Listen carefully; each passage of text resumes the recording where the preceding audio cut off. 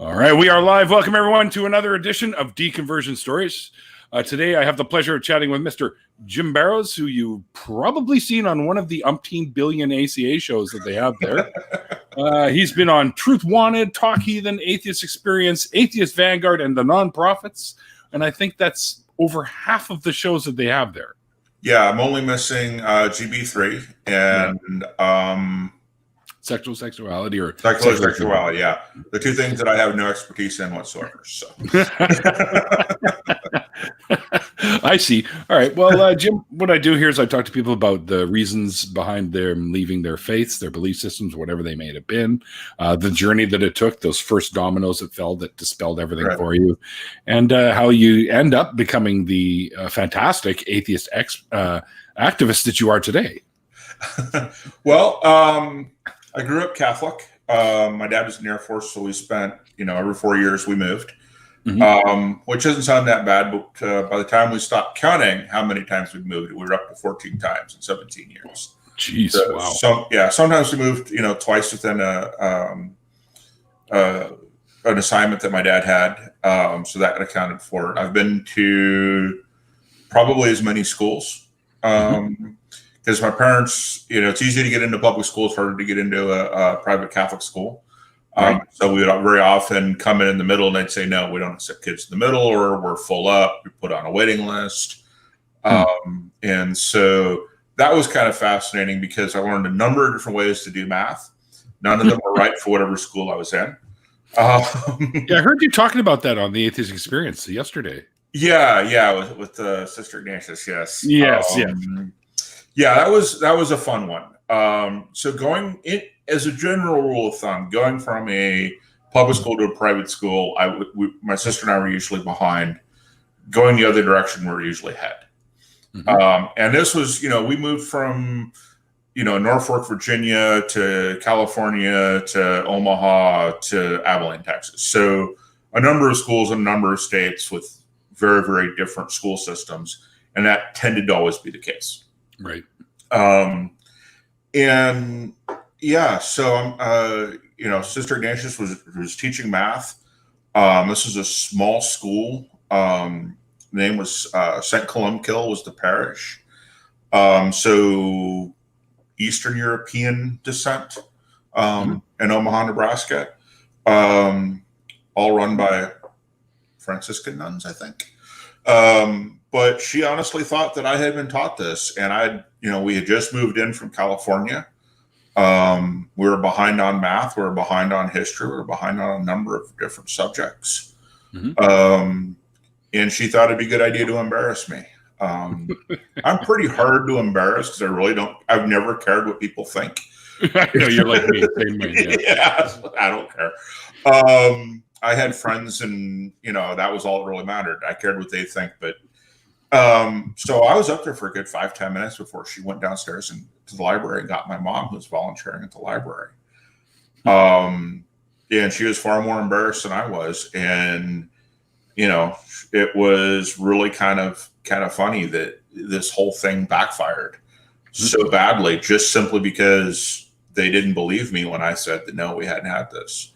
Right. And that happened, a number of times where my sister and I would have personal experience in a place. Yeah. And they'd be like, well, how do you know that? Well, we used to live there. And especially in Omaha, because I went to see St. Columkill, then St. Bernadette, and then Mount Michael for high school. And some of the kids I went to school with had never left Omaha.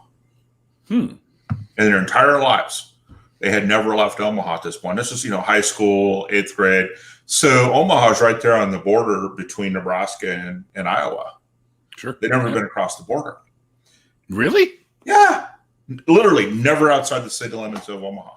Wow. Yeah. And it was just like, huh? And my sister and I, we'd been to Hawaii and to Virginia and California. And then we had traveled quite a bit through all these states. Sure. My dad took us on vacation when we were in California. A neighbor had a Winnebago. He took us on a vacation all the way up through Canada, down through New York. We saw Niagara and back. So we'd been some places, and yeah. And so, but through all that, we were going to mass. We were going to, when we weren't going to Catholic school, we were going to CCD, which is, once a week Catholic school, basically. So we were getting all of this indoctrination. And then, but we weren't super conservative Catholics. Liberal Catholics would be kind of the thing. We went every Sunday, and then every holy day, and the whole 9 yards. School like standard shit, right? Yeah. Well, so there are some Catholics who only show up on Easter and Christmas. Okay. Those are the flighty ones. Yeah. And then some will only show up on the holy days, and and also Catholic Church is also different in that you can go at 5 o'clock on Saturday to cover your Sunday obligation. Okay. So you can go earlier. And then, some churches start at as early as 6 a.m. on Sunday, and you'll have normally like a 9, 10:30, noon, 5:30 on Sunday. Right. So you got choices. You don't have to get up. Whatever fits your schedule. Yeah, exactly. And so, and I also got exposed to people like to think of the Catholic Church as this big monolithic organization. Mm-hmm. And it's not. Sometime it might be interesting because Jen is also Catholic, a former recovering Catholic. And it would be real interesting, I think, to have this sit down and talk about the differences in our experiences in growing up Catholic. Yeah. Because it is so different. The Mexican church is not the same as the Spanish church. The Spanish church is not the same as the German or the English version. And then all those came to the United States. And yeah, there are enclaves, but you can still, and one of the things that I kind of liked about the Catholic Church when I was a Catholic, is the mass. Jesus wafers? I will get to that in just a second, because there is no joke you can make that outdoes the Catholic churches. So we'll get to that in a second. Right. The whole transubstantiation thing is just, spectacles, testicles, wallet, watch. Wallet and watch, yeah. That's my favorite. Genuflect, kneel, stand, kneel, stand, sit, kneel, stand, sit. Yeah, got the whole 9 yards. I hate how they keep using my name. It's just good rum. Don't make me spit it out. Sorry. I know people keep doing that to me. That's why I have this shit handy all the time, just in case. So, but the mass itself is very structured.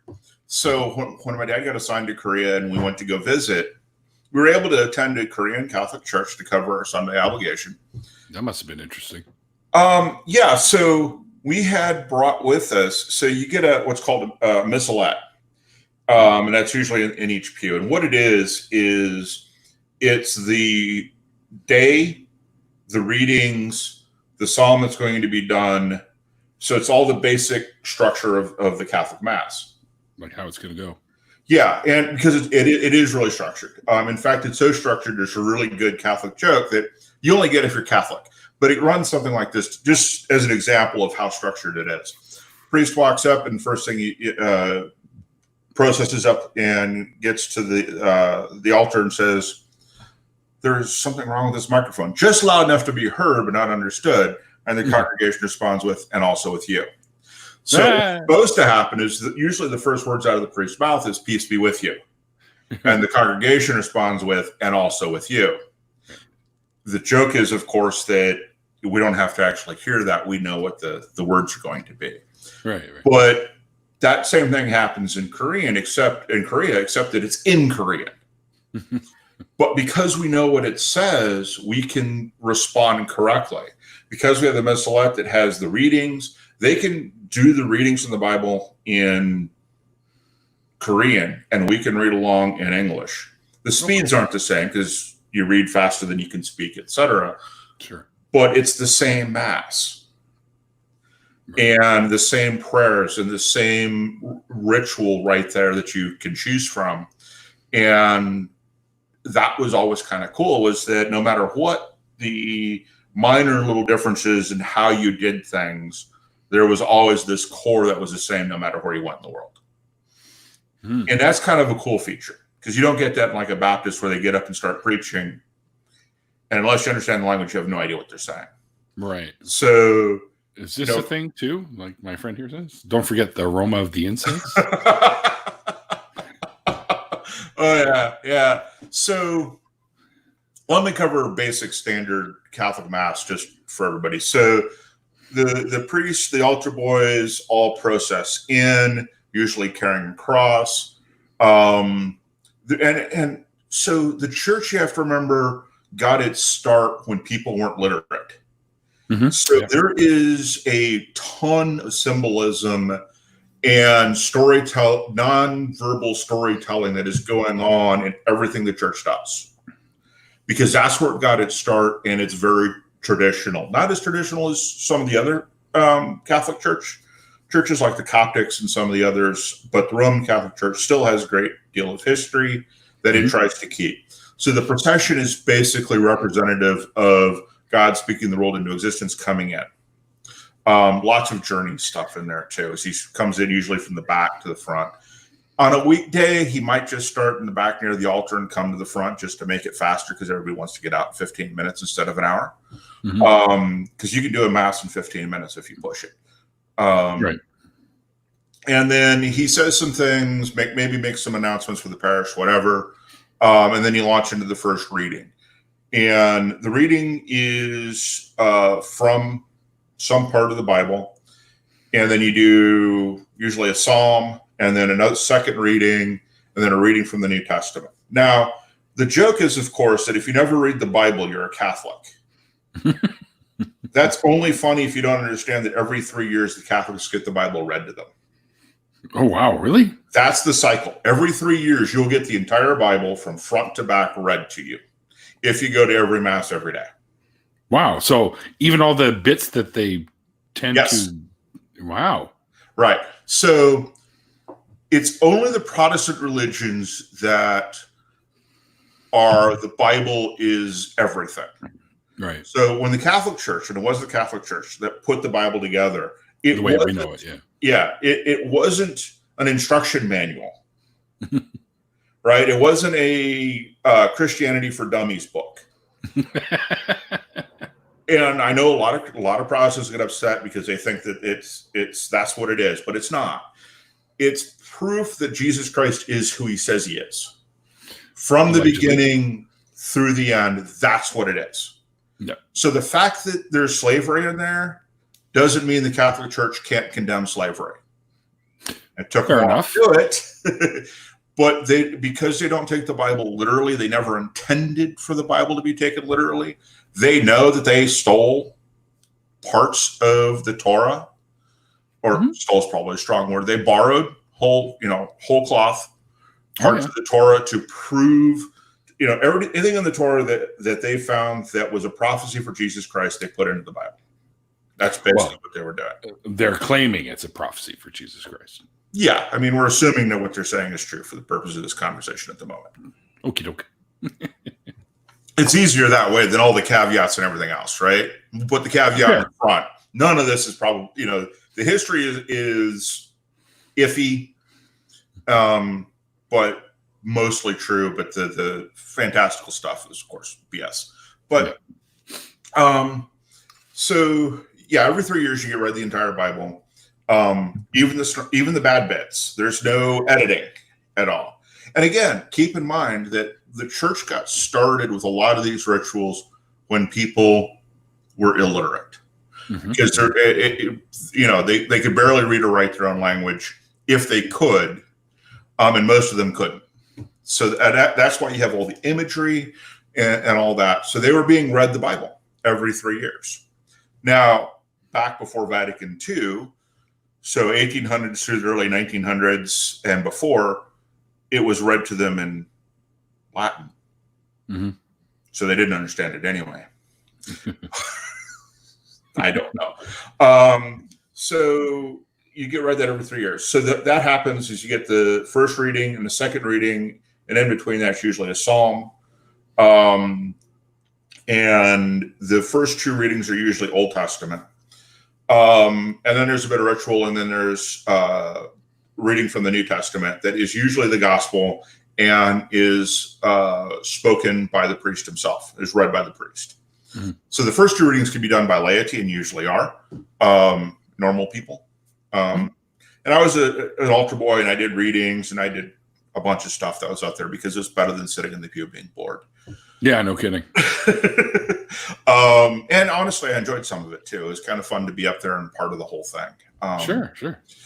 But and then you do the reading, and then you get into the whole altar sacrifice, blessing of the host, and all that. And then everybody processes up. Well, before that, you get into the sort of kind of confessing your sins part, and then you're done. And all that can take an hour. After the gospel, the priest usually has a homily where he tries to tie all three parts of the readings together, right, and in some meaningful way for the current time. So it's not like you have in some Protestant churches where the preacher might go, "Oh, today is the third Sunday of April, so I'm going to do this one." It's much more now. Do they follow a timeline at all? Because I know when I was raised Jewish, so when we went to synagogue, they read according to the specific months these books were written in. So they would read them.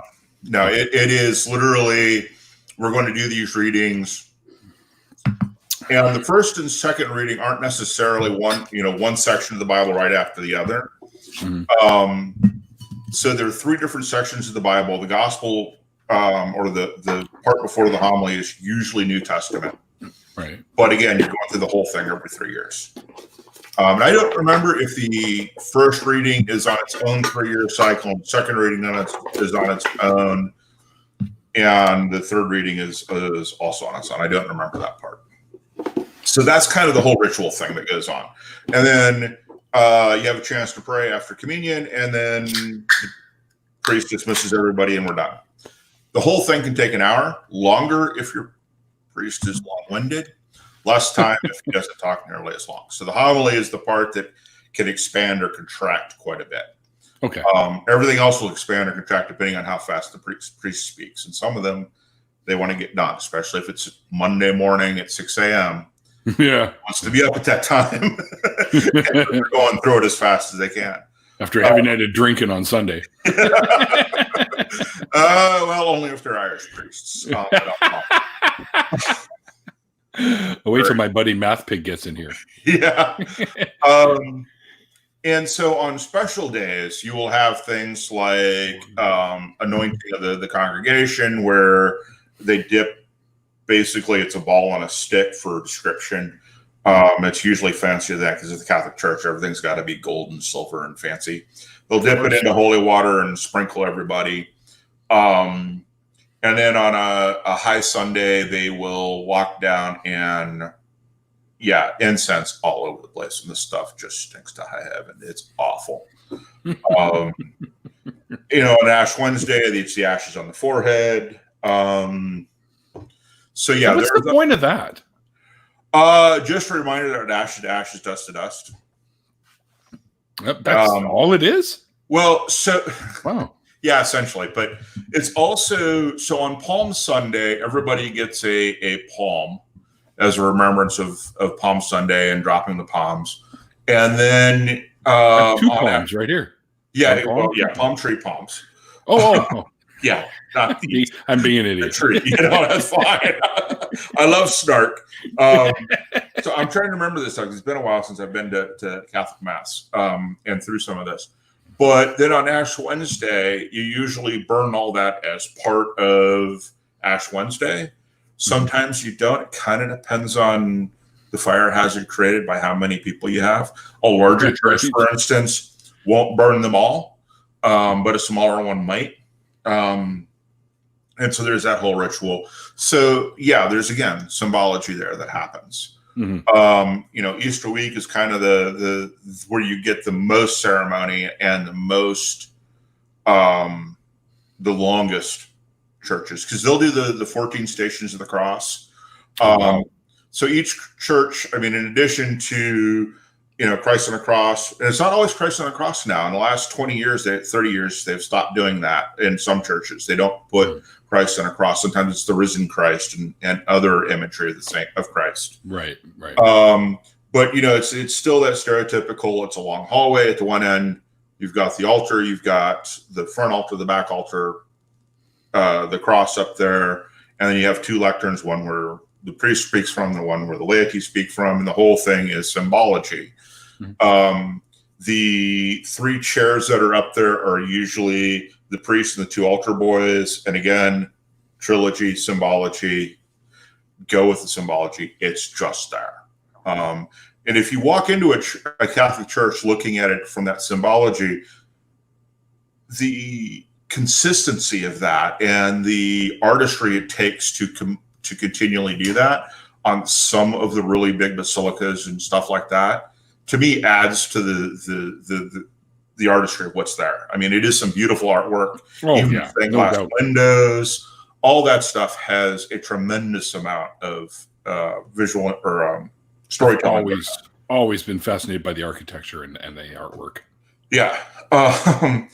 And that's, all part of what that heritage of the Catholic Church. But it also makes it harder in some ways to get out and to leave it all behind. Because all that symbology is constantly impacting you. Sure. Right? So when you walk in and you see the altar and all that, if you look off to the sides, there are going to be 14 plaques or triptychs, but basically 14 depictions of Christ's journey after he'd been condemned, or starting with his condemnation all the way through to his being nailed to the cross. Right. And each of those 14 stations are gone through at some point during Holy Week for that. So you have all that symbology. You have the symbology of the stained glass windows. The altar itself is decorated. All that stuff has an impact on you, and it's supposed to. Oh, yeah. Now, I'm not saying that the Catholic Church understands psychology, back in the day when they started all this stuff. Let's not give them too much credit, right? Well, it's not just that. It's just they knew what they knew at the time. Yeah. So some of the symbology and some of the design of the Catholic Church goes back to pre-Renaissance. They didn't understand psychology then in the way we do today. Not even close. Right. But they understood it well enough to know that this is how you get this point across. Yeah. So more practical than theoretical and much more heavy-handed than we see today. So in some ways it makes it a little bit harder.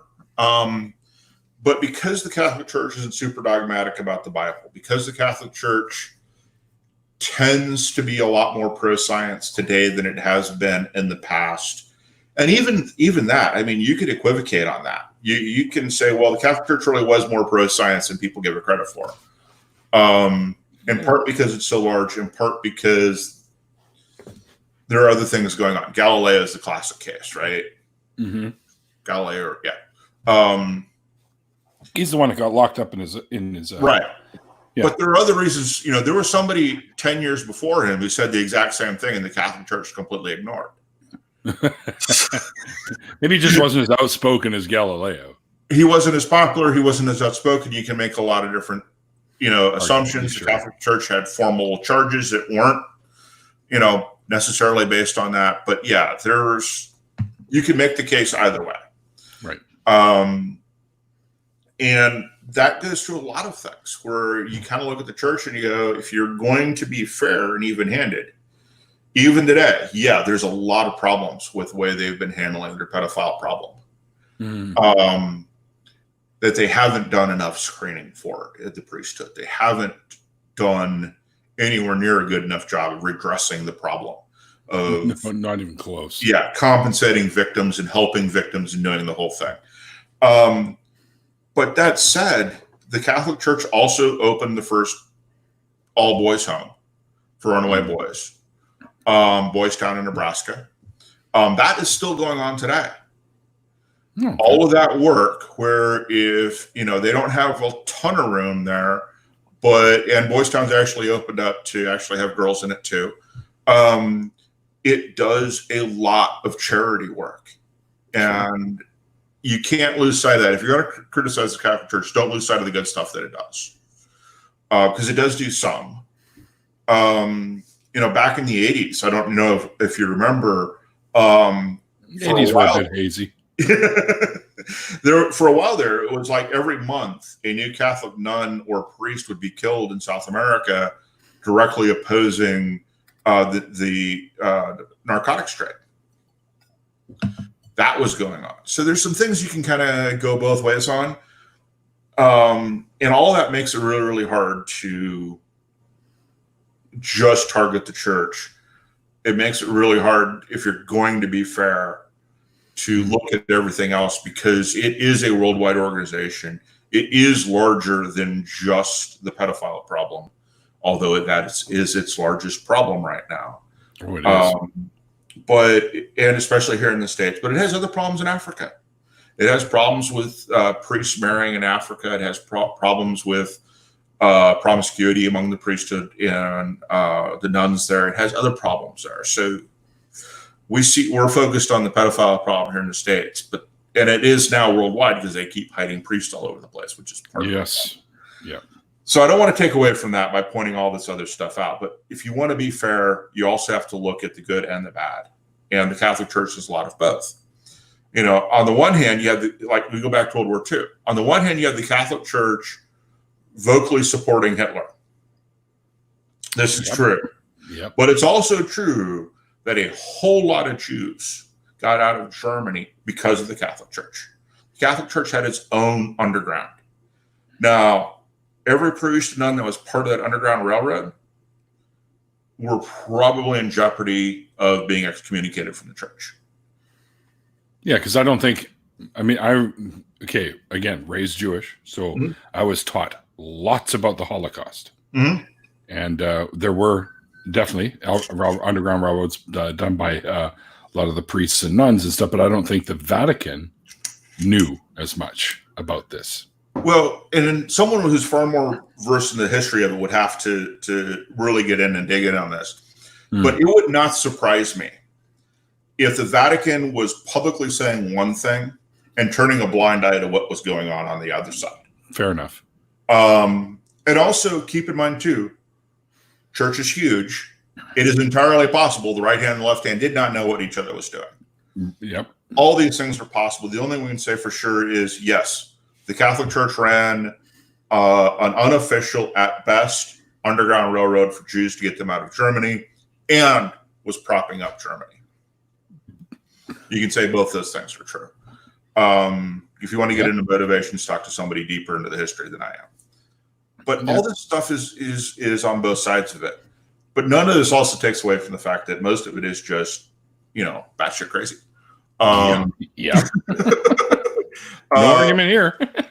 So before I get into speaking of that, I want to kind of get into the transubstantiation thing. But before I do that, I would like everybody to limber up their minds, do some calisthenics, do some math, get your minds ready for this. Mental push-ups.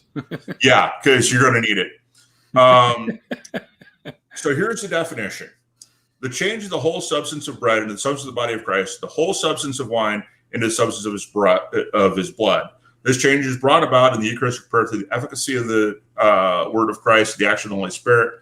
However, the outward characteristics of bread and wine, that is the Eucharistic species, remain unaltered. Species? Yeah, I know. I told you. Exercise the brain a little bit. Be ready for that little bit of gymnastics. So they're saying, on the one hand, that this has supernatural properties, but the properties don't change. Wow. The physical properties don't change. How?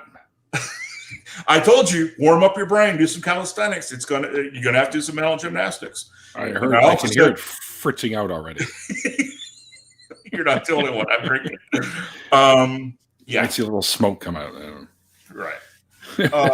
So that's kind of, and you have to do those kinds of mental gymnastics when if you look at the evolution of that, it starts with Jesus Christ breaking bread, and it ends up being symbolic of his sacrifice.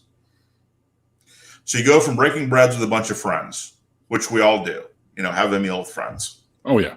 To That's that one being of my favorite things. Exactly. To being symbolic of you dying a horrible death. That's the transition. That's shitty dessert.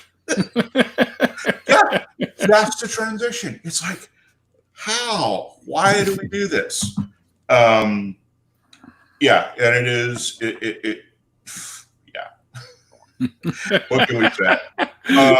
When you have to keep going, yeah, then we already know right there something a little off with this. Yeah, but when you're going through grade school, they teach this stuff to one degree or another, depending on where you are, and depending on the CCD class and the quality you had. So I went from good CCD, good indoctrination classes to bad indoctrination classes. The thing that kind of turned me off from the whole thing was we were forced to memorize various lines about the church and belief and things like that. It wasn't all just Bible stuff. And if you got a word wrong without changing the meaning of the sentence, you got the thing wrong. And that was at the moment where I started to, and this was in 8th grade, 7th grade. And that's when I kind of started to be done. And I could trace it back to then. But from 7th and 8th grade until I was 30 or 40, is this long, slow process of learning more. Part of that was getting into the apologetics. One of my favorite books still is C.S. Lewis's Narnia Chronicles, which, I mean, they're fantastic books on fantasy books, but they're also good Christian books too. Yeah, there's a lot of symbolism in there. Oh yeah, a ton of it. Screw Tape Letters. I don't know if you've ever read that. Nope, I've not. Put that on your reading list. So the Screw Tape Letters are C.S. Lewis, of course, but they're from the point of view of a tempter demon tempting a human and attempting to grab that human's soul. And I can say that much without spoiling the whole thing. But what's interesting is, so if you discount the whole supernatural side of the thing, and you look at it from the voices in our head that tells us to do things that we know aren't quite right, if you look at it from that point of view, it's a really, really good tale of why we really shouldn't listen to that voice. Oh, okay. You don't have to attach supernatural to it, as you can with a lot of C.S. Lewis's writings, as it turns out. Sure. But I learned more about morality from Tolkien and Lewis. And when I read C.S. Lewis, I didn't realize that he was a Christian author writing books about Christianity. They were just, the Narnia Chronicles were just fantasy books to me. Sure. Frank Herbert, Asimov, Heinlein, all these really, really good, the classic science fiction and fantasy authors. Heinlein's one of my favorites. I love Heinlein. Heinlein will make you think if you get deep. But you'd also read it for just a good Sunday, blockbuster type. Yeah, absolutely. Stuff. And then you can kind of get into what is The Moon is a Harsh Mistress really about? Yeah, I think we spoke a couple of dudes, went into that one a few times. Yeah. Yeah, you can get kind of deep. Same with Herbert too, right? Yeah. Dune and politics and religion and the way he ties that all together. The missionary protective of the Bene Gesserit. Mm-hmm. Yeah. You've definitely, I wasn't expecting it, and then you're reading it, and then it's like, holy shit, there is a lot of undertone here, like a lot, and the way he kind of melds it together with the religious political stuff, it's almost like mirrors reality in a way. Yeah, it really does. Right. So yeah. And one of the things too that kind of struck me was from a morality, from learning ethics point of view, is that in science fiction and fantasy, it's very easy to find the bad guy. Mm-hmm. The bad guy is Sauron. The bad guy is not Paul Atreides. It's the Harkonnens, and it's everybody who opposes him. It's really, really easy to see these classically evil bad guys. Sure. But when you come into the real world, it's much harder to do that, with a few exceptions. Hitler, but if you go back, and I've met some folks who were in Germany who were Germans at the time that Hitler rose to power, and they were kids at the time. Yeah. And one of the things that we forget when we listen to Hitler's speeches, because we listen to it in German, which is very harsh to the English ear, is that every German that I've spoken to who listened to him said that he was as eloquent as Kennedy is to us. I've heard it expressed that way or something similar before. Yeah. And so, that was easy to fall down into. And so, at that moment, he wasn't. At that moment, he was trying to undo the damage that had been caused by the end of World War I and the punishment that the Allies had inflicted on Germany for World War I. Yeah, he was a completely evil dude. Oh, yeah. But, and we're on the verge of that now. I see some of that where it seems that way sometimes, right? Yeah. And that's the danger of a demagogue, someone who speaks well. And this is what I don't understand is Trump doesn't speak well. I was just going to say exactly. What do you mean he speaks well? Yeah. There is not a single complete sentence in anything he says when you read the transcripts. But he's got the biggest, best small words. Yes, he has very small words. But he also has a cadence and a rhythm when he's speaking off the top of his head. And the fact that he doesn't have complete sentences when you listen to him doesn't really make as much of a difference because he's got a very colloquial way of speaking. And there's some interesting analysis of the way he speaks, and I was kind of like, that's interesting. But yeah, he's not well spoken, not nearly as well spoken as a Kennedy or as an Obama, or even as Bush. Yeah, Bush. I kind of miss Bush days now. Yeah, I agree. But so I was also a conservative. I would have voted Republican up until I was planning on voting Republican up until Trump won the nomination, and that was the end of me being a conservative, or semi-conservative Republican. Because it flabbergasts me to this day that this is what the Republican Party was, because this is not the Republican Party I saw. I was a young Republican at the time. I was somewhat involved in Republican politics in Arizona, and this was nothing of what I saw. Right. This is a complete departure from everything I would have sworn before Trump the Republican Party stood for. And yet it was there bubbling under the surface. Yeah. And religious right's always been there, and they've probably been the undertone for a lot of that. They have been. I just didn't, Trump gave it a voice and made it okay to really come out and speak. And that's the problem. Well, no, let me rephrase that, because that's not exactly my position. That exposed the problem. The problem was and is that we're afraid to speak politics. And we have to get better at it. Because all of this stuff was bubbling under the surface. And if you weren't aware of the dog whistles happening, you didn't hear them. I didn't. Right. I didn't hear the racist dog whistles. If I had, I'd have been very offended and never been a Republican. But I didn't hear them. I hear them now because they're no longer just dog whistles. They're no longer above the fray. Outside of fray, much more obvious. Yeah. Oh, yeah. So that's the problem. And we have to get better as a society at talking about difficult things. Sure, we do. Otherwise, if we just sweep all this stuff under the rug and do like we've done, we run the risk of it all bubbling back up again. We need to put the ideas to bed. All ideas deserve to be out in the sun. They all deserve the disinfectant of sunlight. Yep. I agree. So that's how you get the pitchfork the crap out and leave all the good stuff in. Right? Yeah. And this is, and the good news is that we have the internet. Yeah. So if we look at, for example, the Great Chinese Firewall, that thing is porous. Every government that attempts to lock out bad ideas coming in from the internet fail miserably. And not only because it's easy to hide traffic, and this is kind of the visual to look at. I'm going to attempt to move across the United States from, let's say, Los Angeles to New York. Mm-hmm. All right. And I'm going to move a painting. Yeah.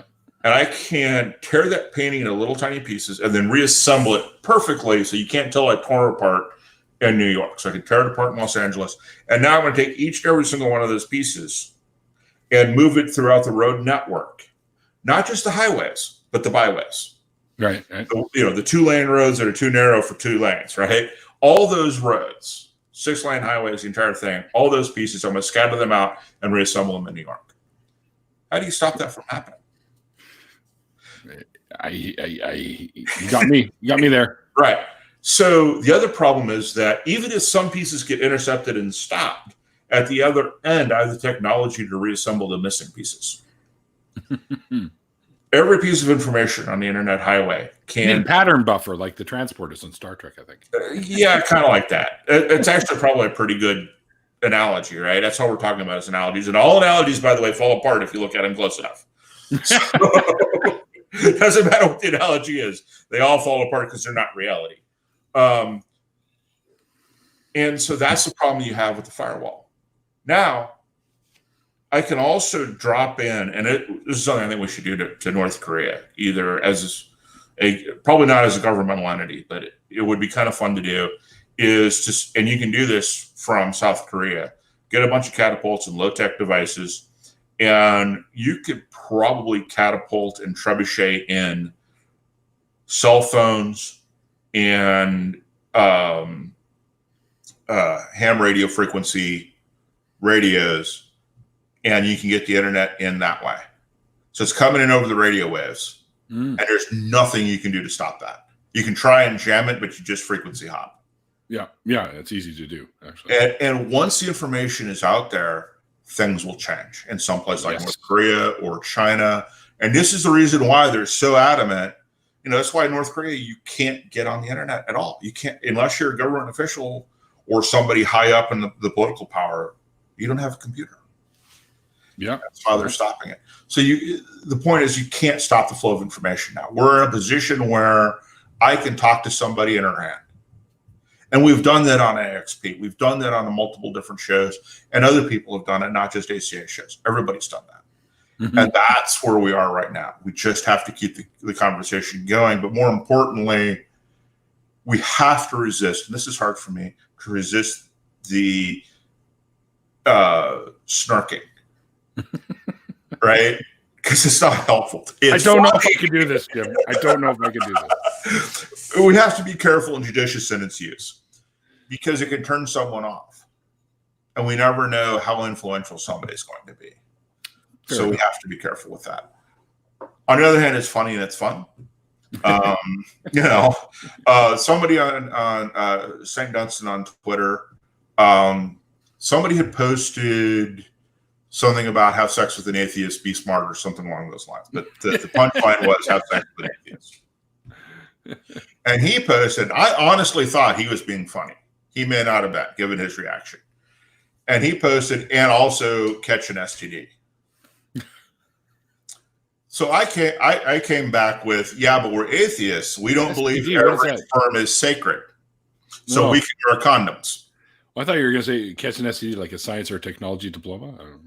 No, I went with every sperm is sacred. Oh, yeah. Because that Monty Python song is hysterical. Even if and I thought it was hysterical when I was a Catholic. So, And then I posted a link to the song on YouTube. To the Every Sperm is Sacred song. Oh, geez. Oh, yeah. How'd that go over? He's never responded to anything I've said so far. Oh, man. Yeah, he basically said, I'm not responding to anything you said. I meant it in jest because I thought he was being funny. Yeah. Apparently not. No. Don't take yourself so seriously, dude. Especially since it's Monty Python. Yeah, no kidding. Because they're funny. Oh yeah, they're hysterical, man. They're my favorite fucking movies. Yeah, and so kind of moved along trying to come back to the theme. No, it was a great sidetrack, though. I'll give you that. And so I started in the software engineering field. That's a whole different story. I won't ignore that. If you want to get involved in the software engineering field, come ask me. I'll tell you the best way to do it. It's not the way I did it. It's sort of kind of the way I did it, but not really. I did it the way it was good in the late 80s, early 90s. It's a different way to do it. Right. And you don't have to spend $1,000 going to college. You have to be educated, but you don't have to go to college to do it. So, but part of that is, the reason why I mentioned it is because it's an important part of what we do as software engineers. If we get philosophical about it, and I do, because it's my art, it's my way of expressing myself. It's the way I think. It's the way I look at things. It's the way I solve problems. And if you've ever written programming, now you understand how I solve problems or written a program.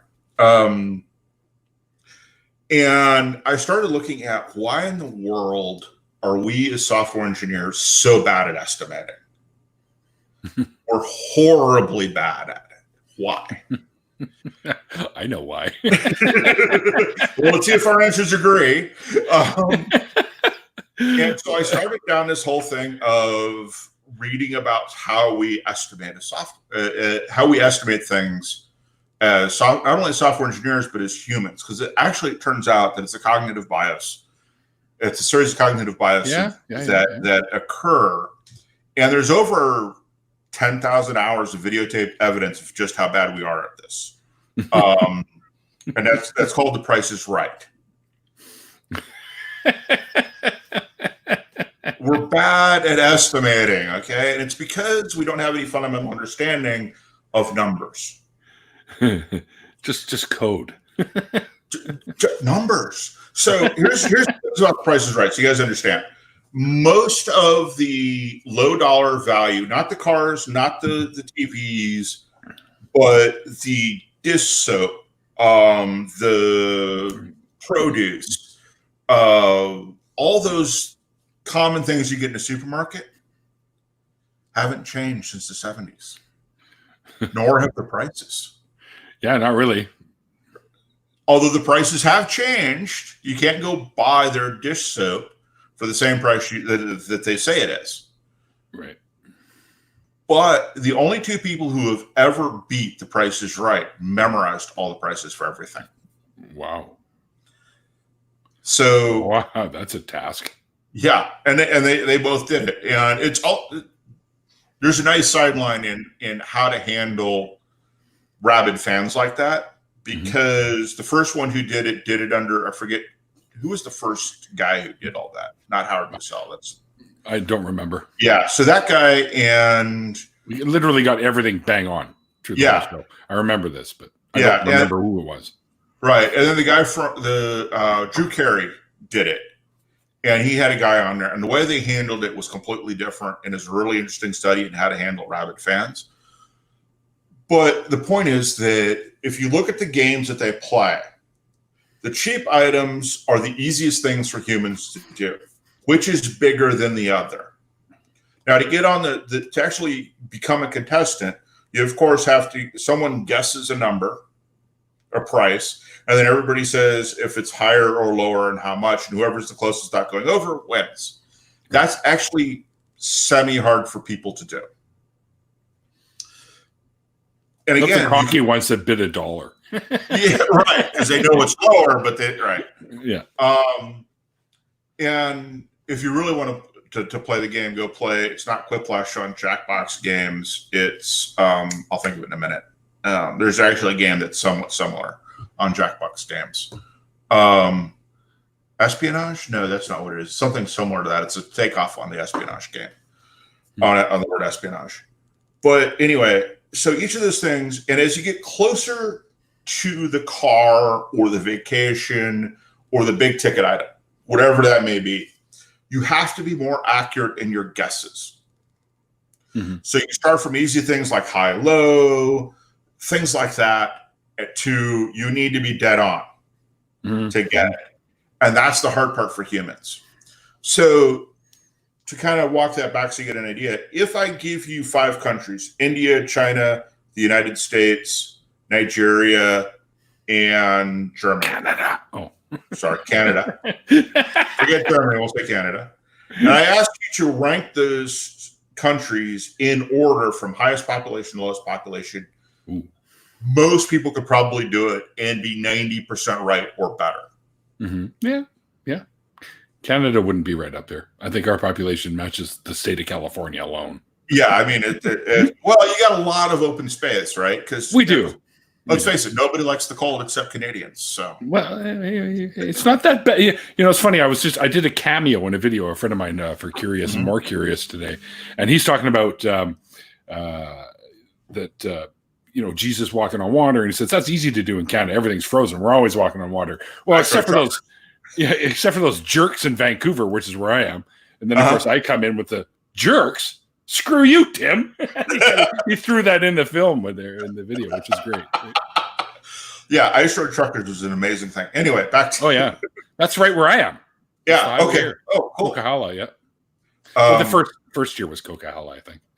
Yeah, then they went to something knife, big knife, or or Yellowknife Highway, and then now they're out on like the 401 East out in Toronto or something like that. Yeah. But if I ask you to come up and guess the population of India, fuck you. Just one question. Most people will not be anywhere closer to it. Mm-hmm. And so there's a really good book called Priceless: The Myth of Fair Value and How to Exploit It. The name alone should tell you why it's a good book. However, that book showed me and proved to me that we're really not capable of guessing the number. We are statistically more likely to, if we try to guess the number of India or the population of India exactly, we are statistically more likely to be closer to the last number we read, heard, or know about than we are the right number. It's simple fact. It has been, in fact, that fact is so easy that when you take certain courses in psychology, that's the test they have you do. Oh, wow, really? Yeah, because if you get it wrong, your methodology was wrong. Argue with me all day long. I'm going to point you to that book.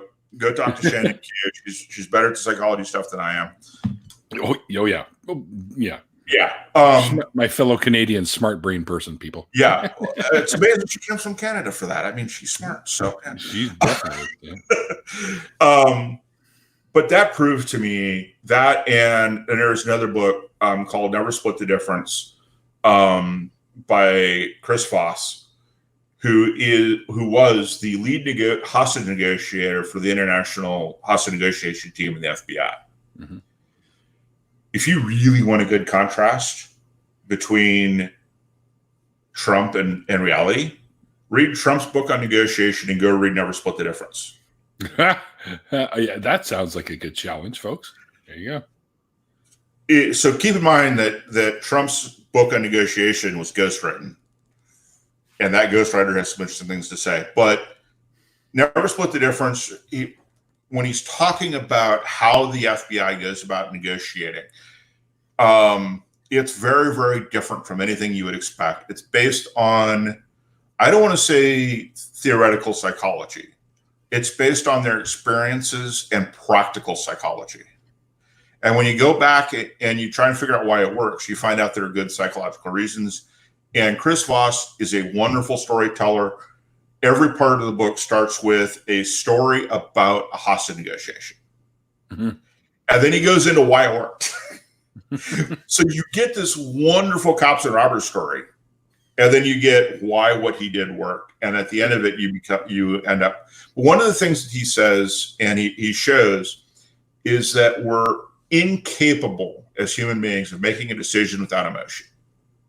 Mm-hmm. Mm-hmm.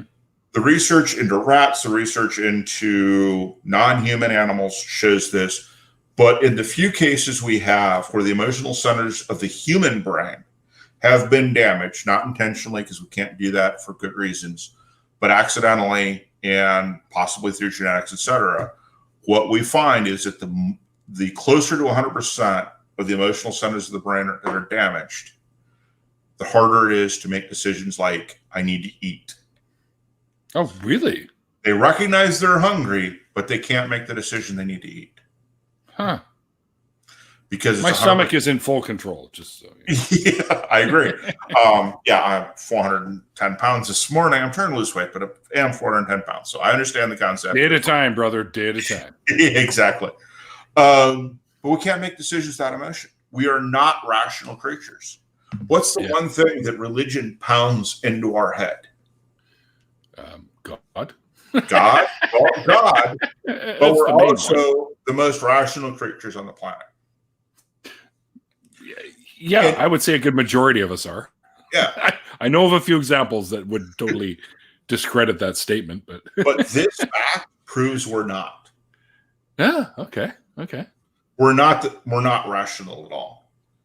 And this, if I had to pick a moment where I said I no longer believe any of this, I would have to pick the moment that I read that and immediately started thinking about all the consequences of what that really meant.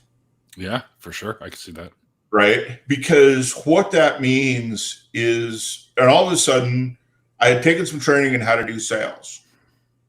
And, you buy on emotion and justify with rationality.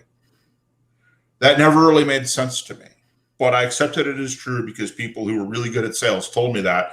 And the few times I've tried to do sales, when I got them to buy on emotion, it worked. Now, I'm a software engineer. This is really hard for me. I sucked at it too, so don't worry. Yeah. That's why I work in a chemistry lab now. Right, and why I'm a software engineer. But it is still true. And when I look back at my buying habits, I realized that I bought on emotion and justified after. And now I have this. Now I have all of a sudden, and all the pieces kind of fall like dominoes. Right. Sure. And I've been on the ACA Discord where I'm very adamant. We are not rational creatures. And I went even to the point of showing all of the research into this. We're not rational. We are emotional creatures. But here's the thing. Every animal is in the mammalian side is emotional. We're just animals. And then that's when the moment when the dominoes started falling. And it was shortly after that I joined the Humanist Society of Greater Phoenix because I wanted to start looking for local atheists. And I found this really, really wonderful organization, the Humanist Society of Greater Phoenix. If you're in the Phoenix area, if you're in Arizona, go visit these people. They're wonderful, wonderful people. And if you find a link, post it in the chat, please. Yeah. There is a link. 7 o'clock. And that's where I started doing philosophy under the influence. And that is basically the idea was we're going to do philosophy and drink. I'm cool with that. But since I wasn't, and part of this was to educate myself in philosophy. And I'm still learning. And it's one of those things you'll always be learning, but I'm really still very much a beginner. Me too. And so we started doing the PBS show, looking at. So HSGP did not want to show the crash course in philosophy at HSGP because they'd already run into problems with copyright issues where somebody actually sued them to stop them from doing a show. So they didn't want me showing it and then talking about it for copyright reasons and infringement, even though PBS probably would have been really, really cool with that. They are actually. Yeah. But we would, so the idea was you do the homework, watch the show. It's 10 or 20 minutes. Crash Course in Philosophy is a wonderful overview of every topic in philosophy. Wonderful overview. If you're just getting started, want to know more, honestly, you can't be there. I don't think there's a better one out there for just a survey course for a beginner to get all the ideas. And then you can go into, and it gives you enough references to go in and dig deep on a topic if you want. So we watch an episode and then talk about the episode. Watch an episode, talk about the episode. And at that point, I got the opportunity to move to Austin. That's a whole entertaining story in and of itself. Moved to Austin. Part of the reason, a couple of reasons why I moved to Austin. So I was looking for, I figured awesome is one. So I'm looking for, so I get the opportunity to move out of Phoenix. And I'm like, okay, I want to move into the best place to live in the United States, bar none. So I started doing research. Austin, consistently top 5 in every piece of research I look. So is Charlotte. Couple of Portland's up there too. Portland, not so much anymore. Yeah, Portland's up there. It's not as consistent. Consistent top 10, but not consistent top 5. Okay. At the time I was doing the research, this all changes every year. So if you do the research now, you come up with your own answer.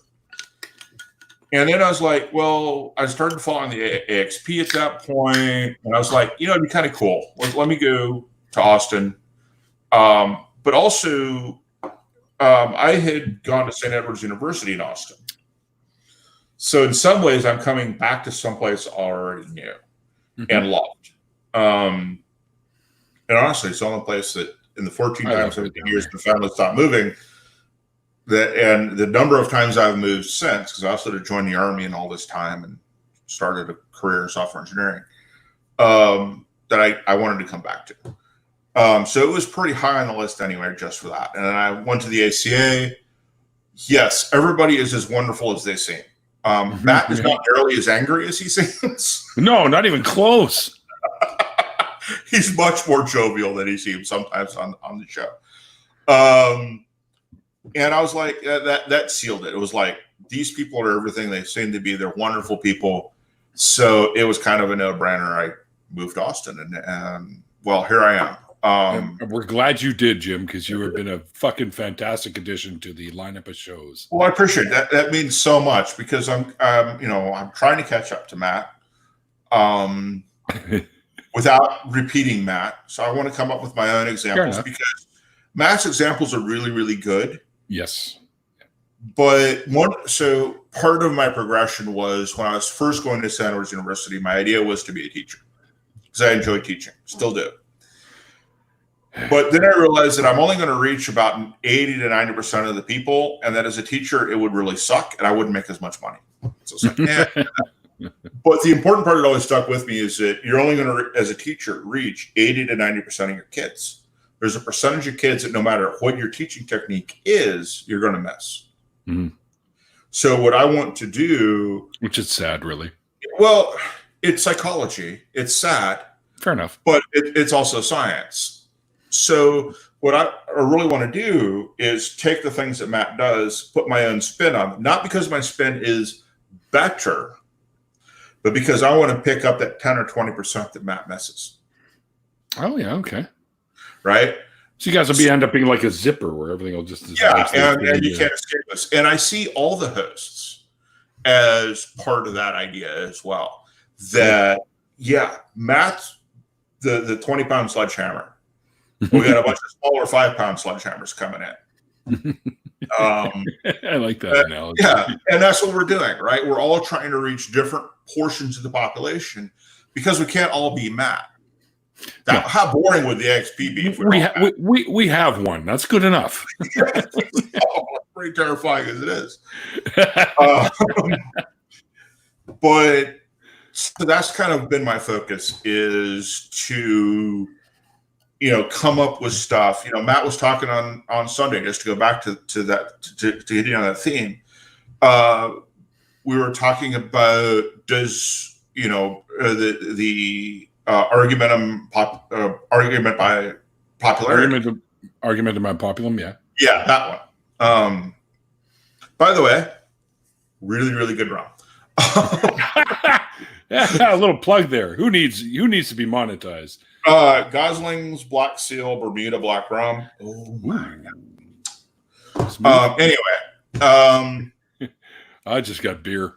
Beer is good too. I am an alcohol snob. If it's good, I like it, and I'm willing to pay for it. I'm a simple software engineer. Me too. I'm a Scotch guy, and I do like the dark rums as well. Yeah. Oh yeah, this is good. The Gosling's since 1806. Yeah, good stuff. Where was I? So back on Sunday, we were talking about the argumentum ad populum. That something is true because everybody believes in it. Matt's got a really, really good example of why that's a bad idea. Mine was, how many kids have to believe in Santa before Santa is real? Mm-hmm.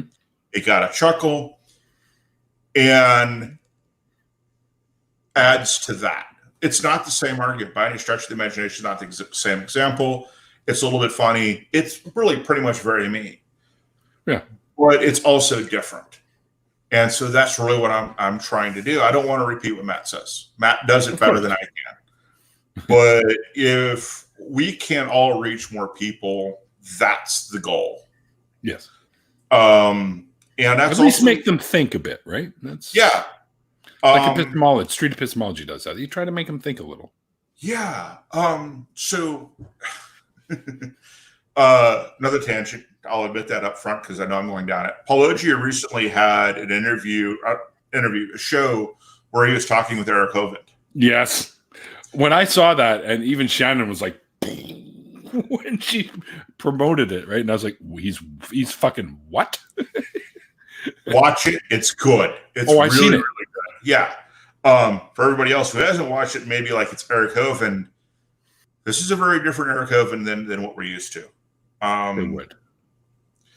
So anyway, one of the things that Eric Hovind said that I wish Paul had kind of dug in on very hard was he said something to the effect of, what would a trained atheist do? Say something like that. But the phrase was trained atheist.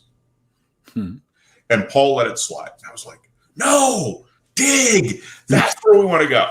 Because here's the thing about a trained atheist. Matt's not trained. I'm not trained. I don't know what your background is, but you said chemistry. I don't think that you've had any formal training. Magna Bosco, no formal training. SE? Yeah. No, I haven't had any formal training. I've just been sort of parroting and shadowing what I've seen, right? Yeah. But the important thing is that none of us are trained, but all of us are having conversations. Yes, of course. And all of us tend to ask more questions. We'll occasionally expound on a point, like Matt does a lot, but we also ask questions. There's no training on the atheist side of the atheist versus theist debate. No. And Paulogia was going to a class run by Eric Hovind to train people in apologetics. If you want to get training in how to counter apologetics, watch all the SE folks. Watch Magna Bosco. Watch his tutorial. Yep. Let's chat. Ty is awesome. I think Ty and Magna Bosco, in my opinion, are the top two. Reed's really good too. Which one is Reed? Cordial Curiosity. Yes, he is. I sometimes know the YouTube channel better than I know the person. Well, I had him on the show. He's a great guy. Yeah. But realize that their training, their 3, 4, 5 episodes, I think it's mostly 3, is how to ask questions. Yep. That's our training. Yeah. And he's doing a multi-day training, multi-hour training on apologetics to counter our asking questions. Yeah. What training do we have? And then when you look at Eric Hovind, William Lake Craig, all these big name guys, their arguments are, their use of the language is better. Their understanding of philosophy is better.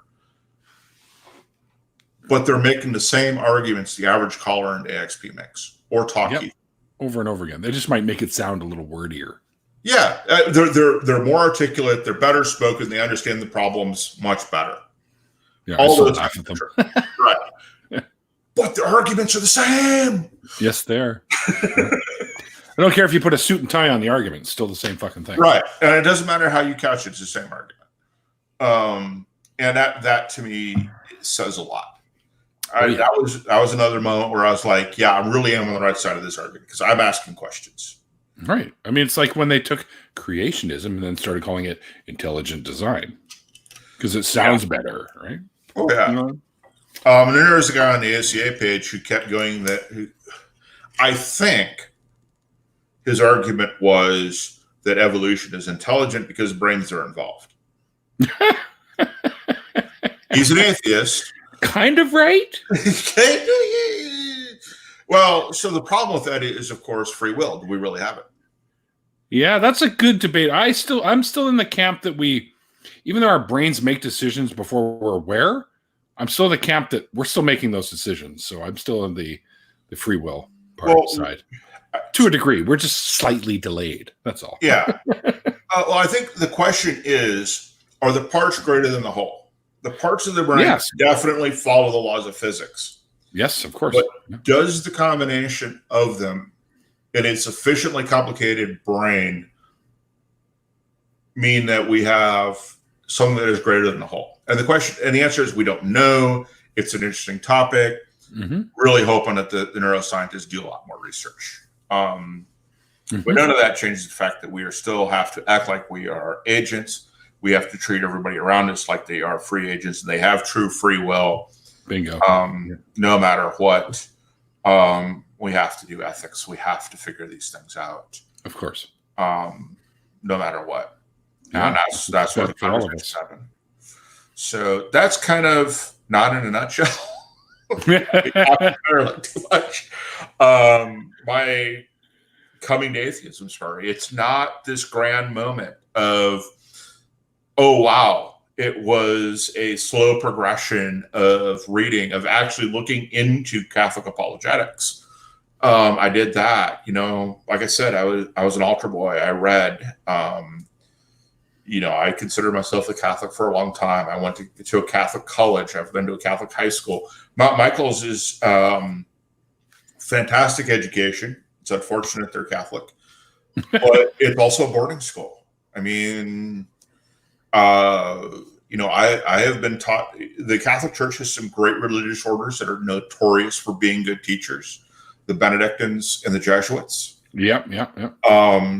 Notre Dame, take out the Catholics. It's still one of the best schools in the country. It's not Ivy League, but it's still one of the best schools in the country.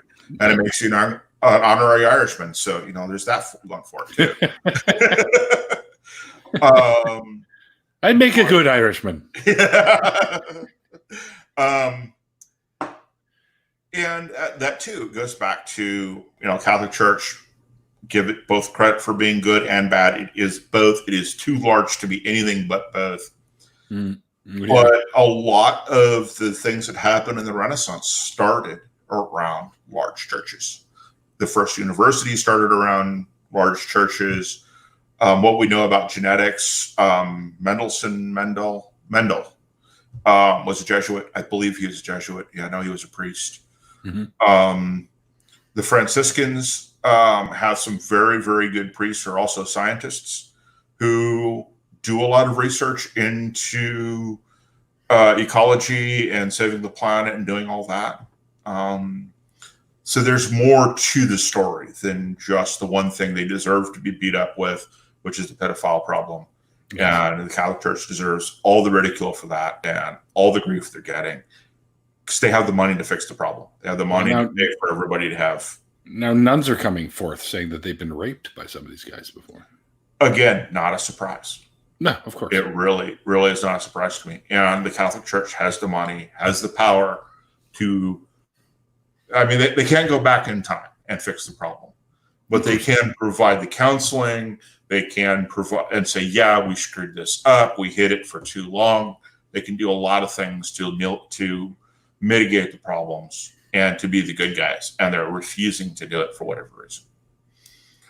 And that they deserve every bit of bad press they get for that, and more.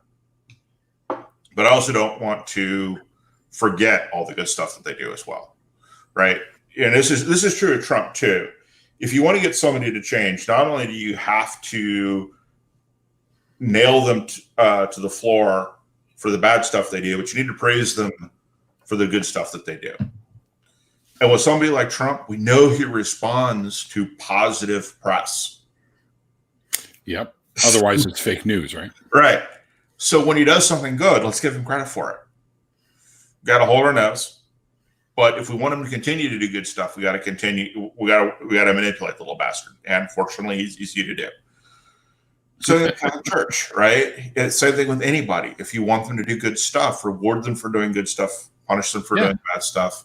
And that is a gross simplification of how to make it work. But yeah, let's do all essentially, it's true, though. Yeah. rewarding someone when you train a dog or a cat, rewards will always get you better results. Yes, absolutely. Yeah, when I had a dog, one of the things that they always told us was, don't punish, always reward. Mm-hmm.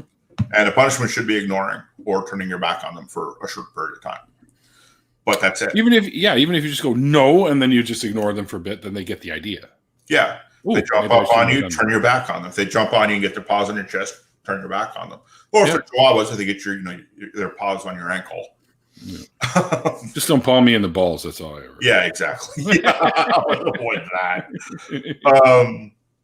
But those are, and it's hard to do sometimes because it is, especially the Catholic Church. It's really, really hard. But it is not monolithic. It is a patchwork of cultures. It's a patchwork of whatever came before. Mm-hmm. Because they invaded into areas, sometimes violently. If you were unfortunate enough to be part of the Spanish conquistadors, where they were headed, South America and stuff like that. Yeah. They deserve, and they deserve all the ridicule for letting the Spanish Inquisition. Because nobody expects the Spanish Inquisition. Little Mel Brooks there, guys. Yeah, exactly. Oh, what's Mel Brooks? On Saturday Night, yes. Mel Brooks. Go watch the classics. Yeah. Inquisition. What a show. And then, the comfy chair. Yeah. The comfy chair. Lots of that. But the Catholic Church deserves it for supporting even tacitly the Spanish Inquisition. And they knew, at some point they knew full well what was going on before they, eventually the Catholic Church would say, hey, stop doing that. And eventually they did. Mm-hmm. It is a group of humans trying to do something, and they're going to screw it up just as much as they get it right, because that's what we do. Humans are fallible. Oh, yeah. I hate the word fallible, and I hate the word sinners. I hate the negative context, because we're not flawed. We're just what we are. Yeah. When we say fallible, when we say flawed, when we say sinners, we're placing blame. And we're I guess that's true. Yes. And shame is still a big part of what the Catholic Church uses. Sure, they do. Just my whole Sister Ignatius point of the story is they try to use shame. Some of us are immune to it. Some of us aren't. And shame is not a good way to try and control human behavior. It has very negative, bad, nasty connotations. We should avoid it.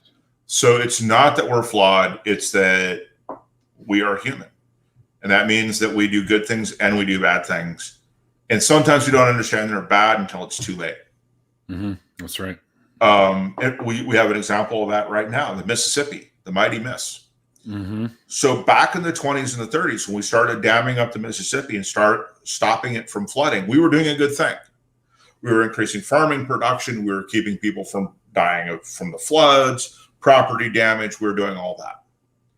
Well, fast forward to today, and what we have is farmers, all the runoff off these farms that we've built is starting to go down the Mississippi. And that's all fertilizer. That's all stuff that promotes growth. And now at the end of the Mississippi, because we have so many farmers doing so many great things and producing all this really cheap food for us, all good things, the ocean at the end of that Mississippi River is having problems. And we're having dead spots, and because of the algae that's growing, because of all this stuff that we did that we thought was good. And here we are 100 years later going, oh, wait a minute, whoopsie. Wow, yeah. Right? Yeah. Some shit you can't see coming, right? Yeah, and there's always unintended consequences to every decision you make. Sure. And there are intended consequences, and there are consequences you can kind of sort of predict, but not really, and say, that's probably a low percentage. Mm-hmm. And then it happens, and it stops being a low percentage, 100%, right? So you make the best decisions you can given the facts you've got, and you move on. You accept the fact that sometimes you're going to be wrong. Yep. But don't take shame in that.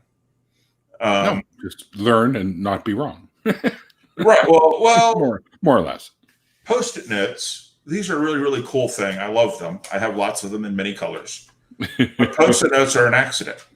Nobody intended Post-it notes to happen. That's right. Graham was looking for a glue. Yeah. Many things that we have today are happy accidents. Sure, Things we couldn't do that.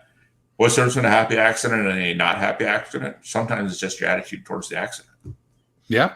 So I agree. But yeah, so that's kind of my conversion story, and lots of wanderings through various sort of, which was awesome. we did well over an hour, which is great. So, oh wow, yeah, we did an hour and 20. Yeah, an hour and 20. I'm looking at the timer, going, oh, okay. It doesn't matter, man, because we'll pick this up again, and okay. we'll have some folks join us, and we'll chat a little bit more. Okay, sounds good. I know my friend B. Millsabub. I promised him a spot in here today because I have a couple things I wanted to talk to him about as well. But of course Jen's going to join us. Yes, and I know IQ will jump in here. Okay. So there's at least 3 people that. Whoa! Guess who showed up? Who? Mr. Eric D. Murphy. Oh no!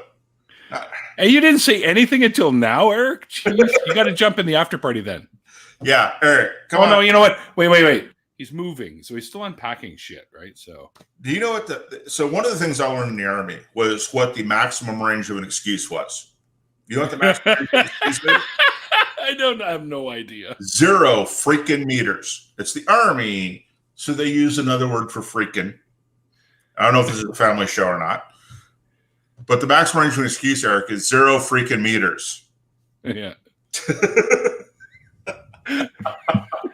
There's honestly, if he's got a whole set up his studio again, like he did for Talk Heathen on Sunday, don't do that. But I would love to have Eric join in if possible. So yeah, if he could do it, yeah. Eric Big Daddy Murphy. That's what I'm seeing now. Anyway, Eric Jim has delusions of grandeur sometimes. I think we all do. There's that ego thing, yeah. Yeah, exactly. Jim, dude, thank you so much for joining me today, man. Thank you, Neil. I appreciate it. It was fun. Awesome. Yeah, for Thanks sure. For letting you ramble. Oh, dude, I love it. I love it because I get to learn more and more about a lot of the atheists that, believe it or not, I give a shit about, right? So there's everyone in our community. And when one of these days, I know that Faithless Forum may not happen. So I still am going to come down to Texas anyways. So cool. Yeah, get to meet you because I was down there for last year. And I'm actually was supposed to be a speaker this year. So So this is one of those good news, bad news situation. Bad news, we have a Republican governor and we're primarily a Republican state. He wants to get back to work. Mm-hmm. So it's bad news for continuing the COVID-19. The good news is the Faithless Forum may still happen. We just may have to be far more aware that, we're gathering for Faithless Forum, but we're also need to be aware of the COVID-19. We don't want to be a center for the spread of COVID-19. Of course not. Despite the fact that a Republican governor may actually decide not to follow science. So, they do that sometimes. Yeah, that's really the only way you can respond to it is with a heavy sigh. and a drink of good rum. And I got cheap beer, so we're good. Yeah. Hey, sometimes cheap stuff is good. It's 5.5% ABV, which is ours is measured differently than yours guys is. So it would be probably about volume. Yeah. But we are metric. So. Oh, right. You guys do it the scientific way, and we do it the computer way. All my beakers and graduated cylinders and everything at work all are metric. So right. Well, except for one thing. Fahrenheit for measuring temperature in terms of human interpretation of the scale, I think is better for that. I'm already used to metric. I'm already used to Celsius. So. But when you say it's 100 degrees Fahrenheit, 100 degrees sounds hot. And that's what in metric? 100 degrees is probably 41 too, somewhere there. Yeah, 41 degrees Celsius just doesn't have the same impact on me, right? It's like below, it's freezing level for you guys, right? Oh, but when I was in Arizona, anything below 80 is freezing. So, but I mean, when you think about it, 100 degrees, the number 100 is big and it's large and it emphasizes hot. Yep. 40, not so much. No, well, unless you live here. Then people go, 40, holy fuck, it's hot. Right. Once you get used to it, it is. But Exactly. In terms of the way we interpret numbers, I think that the Fahrenheit scale is better. It's worse if you're doing science because it's completely screwy for doing science. Yes. But I did make that actually. Not documentary 25. Something gray. Another YouTube channel made that argument. I was like, oh wow, that makes sense. So anyway. Well, again, man, thanks for joining me. It's been so much fun hanging out with you, man. Yeah, it's been a blast. Because I've been watching you on videos and stuff, and I go, I can't wait to talk to this guy. And now I finally get to do it, and I get to know you, right? And you get to know me a little bit. So, you'll get to know even more in the after party. Don't even worry. Okay, all right, good. Anyways, thanks everyone for joining us. I hope you guys enjoyed the conversation as much as we did. You can tell we enjoyed it because we're 25 minutes over the usual hour. So there you go. But we will do an after party, and I'm going to take a quick break so I can go have a smoke and a pee and throw a couple more brewskis into my little mini cooler here, which, by the way, has the best sticker ever on it. No gods, no monsters. There you go. Yeah, I like that. That came from the fish store. Yeah, plenty of fish, or not plenty. Fish. No. Yeah, the Evolve Fish. Yeah, Evolve Fish. There you go. Yes. Okay, so if any of you guys would like to get involved in the after party, I've already got pretty much, I think, 4 spots taken so far. So you might be waiting in their green room, as I call it, the backstage lounge for a little bit. But I can swap people in and out. Anyways, until next time, guys. Again, thanks for hanging out with us. All the links for following Jim on Twitter or Facebook are down below, and of course the ACA links is there, so you can see all the shows that he's been involved with. And until next time, guys, like the late, great Christopher Hitchens once said, it's called faith because it's not knowledge. And we'll see you guys next time.